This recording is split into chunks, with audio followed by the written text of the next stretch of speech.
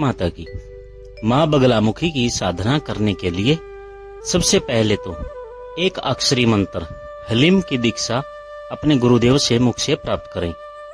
एक अक्षरी मंत्र के 1,10,000 जप करने के पश्चात क्रमशः चतुर अक्षरी, अष्ट अक्षरी, 19 अक्षरी और 36 अक्षरी आदि मंत्रों की दीक्षा भी अपने गुरुदेव से प्राप्त करें एवं गुरु आदेश अनुसार मंत्रों का जाप संपूर्ण करें। यदि एक बार आपने यह साधना पूर्ण कर ली तो इस संसार में ऐसी कोई वस्तु नहीं है जिसे आप प्राप्त नहीं कर सकते। यदि आप भोग विलास के पीछे दौड़ेंगे तो आपकी यह दौड़ कभी भी समाप्त नहीं होगी। मानव जन्म बड़ी मुश्किल से प्राप्त होता है, इसे व्यर्थ में ना गंवाएं। हम सभी जानते हैं इस संसार से कुछ भी साथ लेकर नहीं जाएंगे। यदि अपने करोड़ों रुपए भी जोड़ लिए तो वो भी व्यर्थ हैं। थोड़ी सी नजर माँ बगलामुखी के बारे में जान लेते हैं। यह देवी कौन है, कहां से इनका प्राकट्य हुआ। माँ बगलामुखी जी 8वीं महाविद्या हैं। उनका प्राकट्य स्थल गुजरात के सौराष्ट्र क्षेत्र में माना जाता है। हल्दी रंग के जल से इनका प्रकट होना बताया जाता है, इसलिए हल्दी का रंग पीला होने से इन्हें पीताम्बरा देवी भी कहते हैं। इनके कई स्वरूप हैं। इस महाविद्या की उपासना रात्रि काल में करने से विशेष सिद्धि की प्राप्ति होती है। इनके भैरव महाकाल हैं। माँ बगलामुखी स्तंभव शक्ति की अधिष्ठात्री हैं, अर्थात यह अपने भक्तों के भय को दूर करके शत्रुओं और उनकी बुरी शक्तियों का नाश करती हैं। माँ बगलामुखी का एक नाम पीताम्बरा भी है। इन्हें पीला रंग अति प्रिय है, इसीलिए इनके पूजन में पीले रंग की सामग्री का सबसे ज्यादा उपयोग में किया जाता है। बगलामुखी का रंग स्वर्ण के समान पीला होता है, अतः साधक को माता बगलामुखी की आराधना करते समय पीले वस्त्र ही धारण करना चाहिए। देवी बगलामुखी 10 महाविद्याओं में 8वीं महाविद्या है। यह स्तंभन की देवी है। संपूर्ण ब्रह्मांड की शक्ति का समावेश है। माता बगलामुखी शत्रुनाश, वाक सिद्धि, वाद विवाद में विजय के लिए इनकी उपासना की जाती है।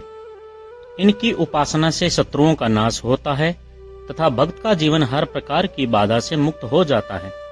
बगला शब्द संस्कृत भाषा के वल्गा का अपभ्रंश है, जिसका अर्थ होता है दुल्हन।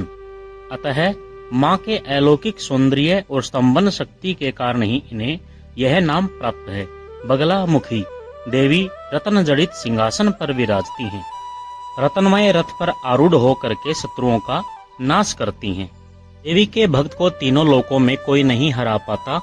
वह जीवन के हर क्षेत्र में सफलता पाता है। पीले फूल और नारियल चढ़ाने से देवी प्रसन्न होती है। देवी को पीली हल्दी ढेर पर दीप दान करें। देवी की मूर्ति पर पीला वस्त्र चढ़ाने से बड़ी बाधा भी नष्ट होती है। बगलामुखी देवी के मंत्रों से हर प्रकार के दुखों का नाश होता है। पीताम्बरा की उपासना से मुकदमे में विजय प्राप्त होती है। शत्रु पराजित तो होते ही हैं, रोगों का भी नाश होता है। इन्हें पीले रंग का फूल, बेसन एवं घी का प्रसाद, केला, रात रानी फूल विशेष प्रिय हैं। पीताम्बरा का प्रसिद्ध मंदिर मध्य प्रदेश के दतिया और नलखेड़ा जिला शाजापुर और आसाम के कामाख्या में है। माता बगलामुखी का सामान्य मंत्र है ओम हलीम बगलामुखी सर्वदुष्टा नाम वाचम मुखम पदम स्तंभय जिव्या के लिए बुद्धि विनाशाय हलीम ओम। बगलामुखी की साधना करने वाला साधक सर्वशक्ति संपन्न हो जाता है, इसमें कोई दो राय नहीं। यह मंत्र विद्या अपना कार्य करने में सक्षम है। मंत्र का सही विधि द्वारा जाप किया जाए तो निश्चित रूप से सफलता जल्द ही प्राप्त हो जाती है। बगलामुखी मंत्र के जाप से पूर्व में बगलामुखी कवच का पाठ अवश्य करना चाहिए। देवी बगलामुखी पूजा अर्चना सर्वशक्ति संपन्न बनाने वाली, सभी शत्रुओं का दमन करने वाली, मुकदमों में विजय दिलाने वाली मुख्य माता है। माता बगलामुखी का सिद्ध महामंत्र कौन सा है? ओम हलीम बगलामुखी दिव्यै सर्वदुष्टानाम वाचम मुखम पदम स्तंभय जिव्याम किलिये बुद्धिम विनाशाय हलीम ओम नमः। इसी मंत्र के द्वारा काम्य प्रयोग भी संपन्न किए जाते हैं, जैसे धूल शर्करा युक्त तिलों से होम करने पर मनुष्य वश में हो जाते हैं। मधु घृत तथा शर्करा युक्त लवण से होम करने पर आकर्षण बनता है। तेल युक्त नीम के पत्तों से होम करने पर विद्वेषण होता है। हरिताल, नमक तथा हल्दी से होम करने पर शत्रुओं का स्तंभन होता है। माता बगलामुखी की पूजन की विधि क्या है? माँ बगलामुखी की पूजा हेतु इस दिन प्रातः काल उठकर नित्य कर्मों से निवृत्त होकर पीले वस्त्र धारण करने चाहिए। साधना अकेले में, मंदिर में या किसी सिद्ध पुरुष के साथ बैठ करके करनी चाहिए।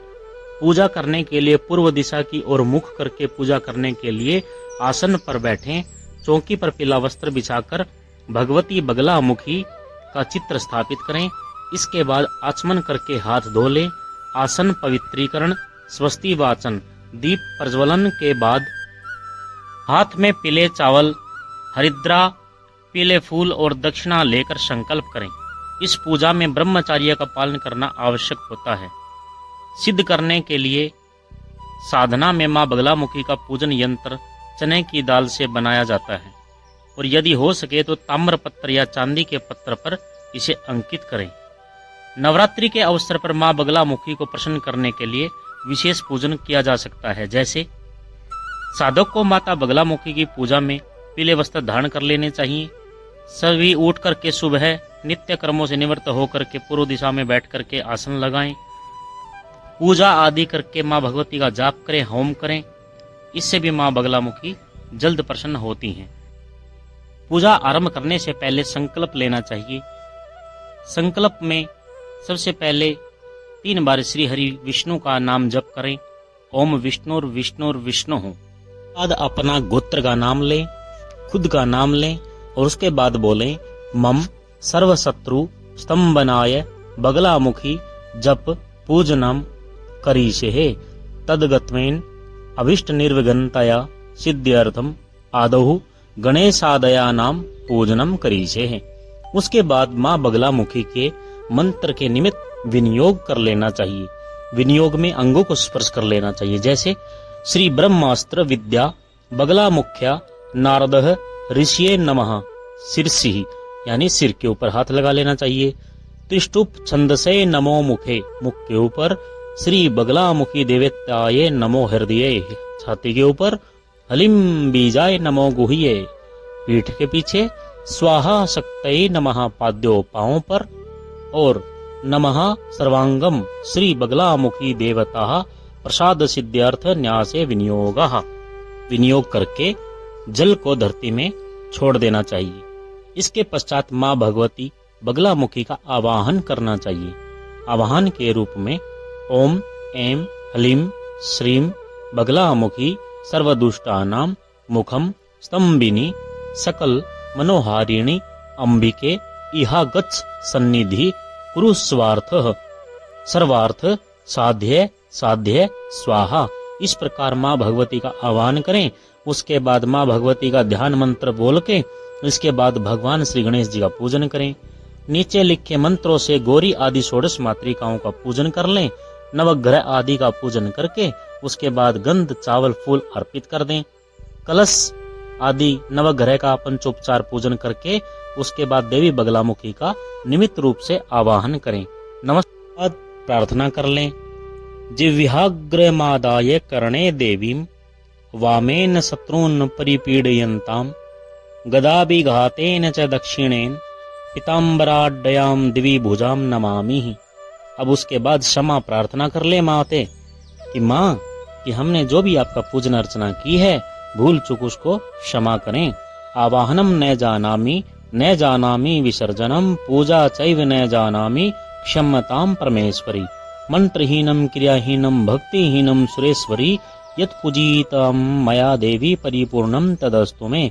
अंत में माता बगलामुखी से ज्ञात अज्ञात शत्रुओं से मुक्ति की प्रार्थना करें। अब उसके जान लेते हैं कि बगलामुखी के बारे में कौन कौन सी हमें सावधानियां रखनी चाहिए। बगलामुखी साधना के दौरान पूर्ण रूप से ब्रह्मचर्य का पालन करें। इसी क्रम में स्त्री का स्पर्श साथ किसी भी प्रकार की चर्चा या सपने में भी उसका आना पूर्णतः निषेध है।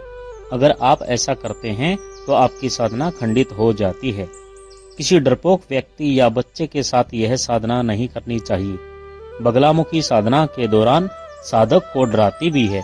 साधना के समय विचित्र आवाजें और खौफनाक आवाज भी हो सकते हैं।